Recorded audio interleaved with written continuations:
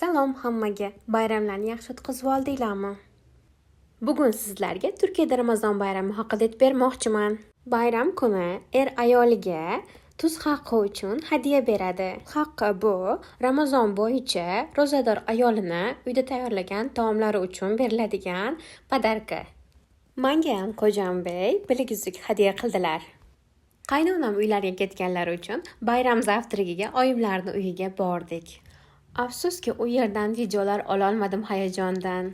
Oyimlarnikidan qaytayotib shoppingga bordik. Ikkinchi kuni esa Beshiktash, Bebek, Sariyar taraflarini maza qilib aynaldik. Bu yerlar Istanbulning eng manzarali joylari.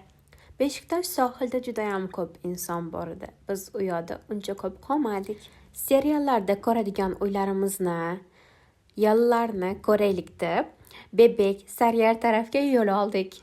Ramazon bayramida ta'til atiga 3-4 kun bo'lar edi, lekin bu yil 9 kun deb e'lon qilindi va shu sababli ko'pchilik shahar tashqarisiga dam olgani ketdi. Shunga qaramasdan Istanbul juda ham ko'p inson bor edi. Odatda qaynonam uyda bo'lganlarida uyimizga juda ham ko'p mehmonlar kelgan bo'lardi va biz ham aynalgani chiqmagan bo'lardik, chunki qaynonam oilada eng katta farzandlar. Ularni ko'rgani jiyanlari, aka-ukalari kelishadi doim. Turkiyada sohillarda juda ham ko'p insonlar baliq tutishadi. Men dengiz mahsulotlarini iste'mol qilishni juda ham yaxshi ko'raman. Sizga ham yoqadimi? Bebekka kelganda Nusratga kirmasdan bo'lmas edi. Bebek Sariyar taraflarida faqatgina Nusratga o'xshagan juda ham mashhur restoranlar bor.